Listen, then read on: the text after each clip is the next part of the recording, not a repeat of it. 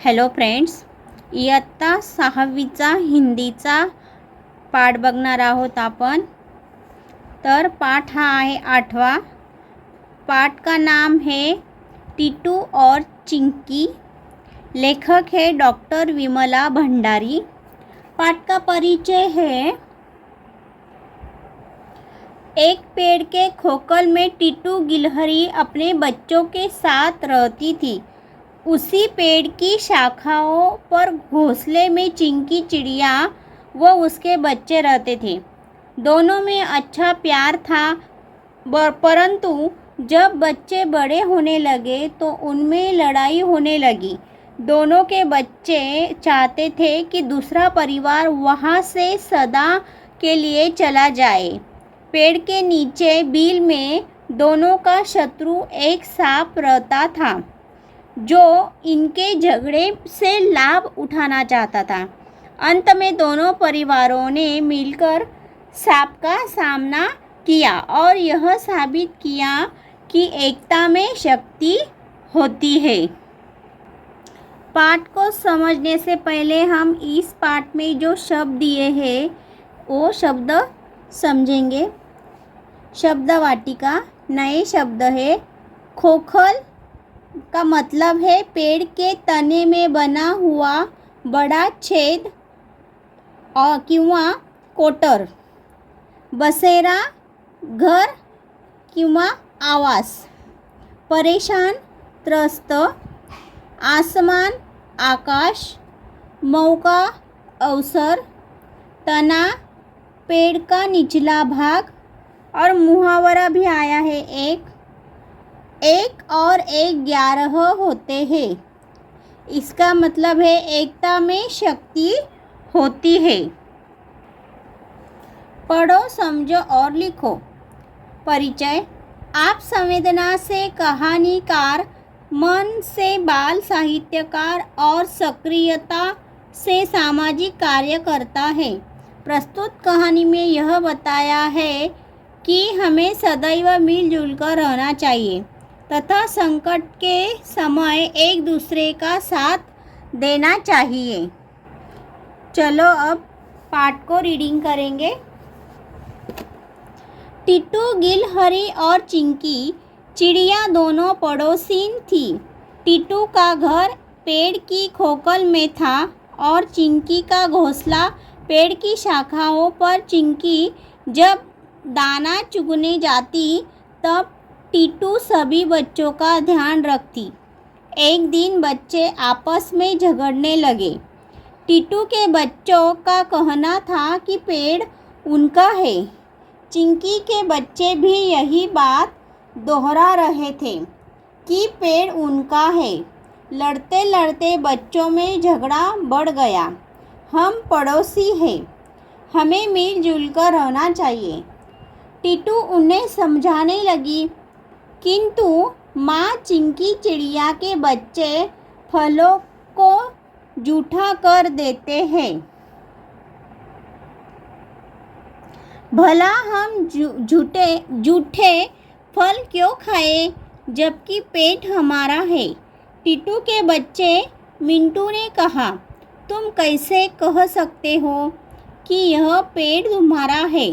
चिंकी के बच्चे रिंकी ने प्रश्न किया, हम पेड़ के तने में रहते हैं, हमारा जन्म इसी खोखल में हुआ। पेड़ का तना हमारा तो शाखाएं हमारी तो फल भी हमारे। टीटू के बच्चों ने जवाब दिया। यह सुन चिंकी के बच्चे फुर्र से उड़कर शाखाओं पर जा बैठे और कहने लगे, पेड़ हमारा है, इसकी टहनियों पर हमारा बसेरा है, इस पर हमारा नीड़ बना हुआ है, जिसमें हमने आंखें खोली। हम तुम्हें टहनियों तक नहीं आने देंगे और न ही इसके फल खाने देंगे। टीटू गिलहरी यह सुन बड़ी परेशान हुई। बच्चे लड़ाई पर उतारू थे और एक दूसरे को पेड़ से भगाना चाहते थे। टीटू गिलहरी उन्हें समझाने लगी, बच्चों बात उस समय की है जब तुम लोगों का जन्म हुआ ही था और चिंकी ने अंडे दिए। अभी एक दिन भी नहीं गुजरा था कि आसमान में अंधेरा छा गया। तेज हवाएं चलने लगी। डर के मारे चिंकी शोर मचाने लगी।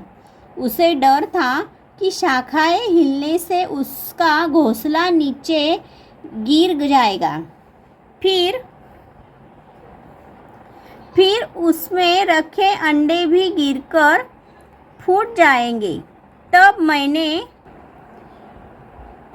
मैंने और चिंकी ने मिलकर अंडों को खोखल में सुरक्षित रख दिया। अभी कुछ देर हुई थी कि पानी बरसने लगा। पानी इतना बरसा कि नीचे बहता हुआ पानी हमारे घर तक पहुंचने लगा। हमें फिर चिंता होने लगी, हमारा घर डूब गया तो यह पानी बच्चों अंडों को बहा ले जाएगा। तब मैंने और चिंकी ने मिलकर सभी को घोंसले में पहुंचाया। फिर हम दोनों ने पत्तों से घोंसले को ढक दिया। जैसे तैसे रात बीती। सुबह स्पॉ फटने के बाद हमने राहत की सांस ली। तब से अब तक हम अच्छे पड़ोसियों की तरह आपस में मदद करते आए हैं। तब हमने समझ लिया कि अकेला चना भाड़ नहीं फोड़ सकता। बच्चे कहने लगे, चिंकी, चिड़िया को यह पेड़ छोड़ना होगा, अपने बच्चों के साथ कहीं और चली जाए। चिंकी के बच्चे भी यही बात अपनी माँ के सामने दोहरा रहे थे। दोनों की माताएं समझा कर थक गई, पर बच्चे नहीं माने, अपनी अपनी जीत पर अड़े रहे। अंत में टीटू और चिंकी दोनों ने पेड़ छोड़ने का मन में विचार बना लिया। उधर बिल में छिपा सांप कब से यह तमाशा देख रहा था। आज उचित मौका देखकर वह बाहर निकला और पेड़ पर चढ़ने लगा। उसने सोचा, पहले गिलहरी के बच्चों को निगलेगा। तभी चिड़िया ने देख लिया। वह जोर से चिल्लाई, सावधान टिट्टू बहन, सांप ऊपर आ रहा है, अपने बच्चों को बचाना, उन्हें मेरे घोंसले में छिपा दो। कहने के बाद वह पेड़ के तने पर चोंच मारने लगी। जहाँ जहाँ चिंकी की चोंच लगी, पेड़ से गाढ़ा चिपचिपा दूध बहने लगा। चिपचिपे गोंद के कारण सांप का पेड़ पर चढ़ना मुश्किल होने लगा। इधर टिट्टू ने एक एक कर सभी बच्चों को चिंकी के घोंसले में पहुंचा दिया। चिंकी के साथ उसके बच्चे भी मदद कर रहे थे, हालांकि अभी उनकी चोंचें नरम थीं।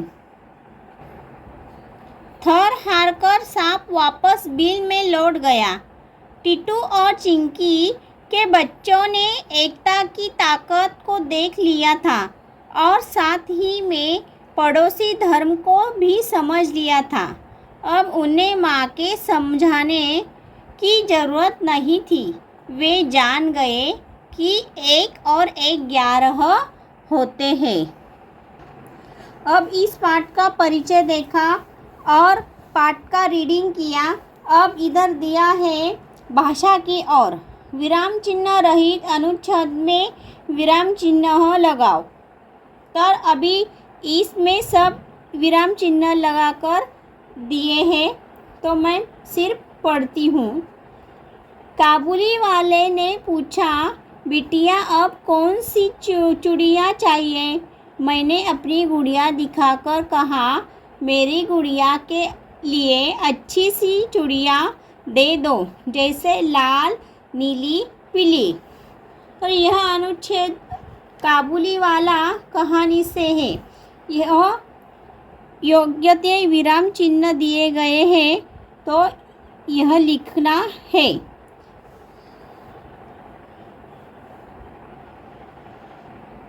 सुनो तो ज़रा, विभिन्न पशु पक्षियों की बोलियां की नकल सुनाओ। बताओ तो सही, अपने साथ घटित कोई मज़ेदार घटना बताओ। वाचन जगत से उपन्यास सम्राट प्रेमचंद की कोई एक कहानी पढ़ो, उसका विषय बताओ। मेरी कलम से वाघ बचाओ परियोजना के बारे में जानकारी प्राप्त कर लिखो। सदैव ध्यान में रखो, प्राणियों का संरक्षण करना हमारा कर्तव्य है। जरा सोचो, चर्चा करो। यदि प्राणी नहीं होते तो इसमें थोड़ा सोचना और चर्चा करके लिखना है। नेक्स्ट क्वेश्चन है, कहानी का सारांश अपने शब्दों में लिखो। मैंने पाठ समझाने से पहले पाठ का परिचय बताया है, वो परिचय ही इस कहानी का सारांश है, तो वह इधर लिखना है। पाठ के स्टार्टिंग में ही दिया है पाठ का परिचय। स्वयं अध्ययन, दूरदर्शन चैनल पर दिखाए जाने वाले किसी अनोखे जीव की जानकारी प्राप्त करो। अध्ययन कौशल्य, चित्र को पहचानकर जलचर, नभचर, थलचर और उभयचर प्राणियों में वर्गीकरण करो। तो इधर सब प्राणी दिए हैं, जलचर प्राणी, नभचर प्राणी, उभयचर प्राणी और नभचर प्राणी। तो इनमें से कौन कौन से जलचर प्राणी हैं? थलचर, उभयचर और नभचर। थलचर प्राणी शेर, ऊंट, भैंस, चूहा, गिलहरी, ये सभी थलचर प्राणी हैं। नेक्स्ट जलचर, मछली, ऑक्टोपस, ये जलचर प्राणी है। नेक्स्ट दिया है नभचर, तोता, चिड़िया, उल्लू, ये नभचर प्राणी है। उभयचर, सांप, मेढक, मगरमच्छा। तो इस चित्र में जलचर, नभचर, थलचर प्राणी दिए गए हैं। अब इस पाठ को हम रीडिंग करके समझाया है और इसके नीचे जो स्वाध्याय दिया है, शब्द दिए हैं, वो सब हमने अच्छे से सीख लिए हैं। आपको मेरा ये वीडियो पसंद आए तो प्लीज़ लाइक करो, शेयर करो, सब्सक्राइब करो। Thank you for watching.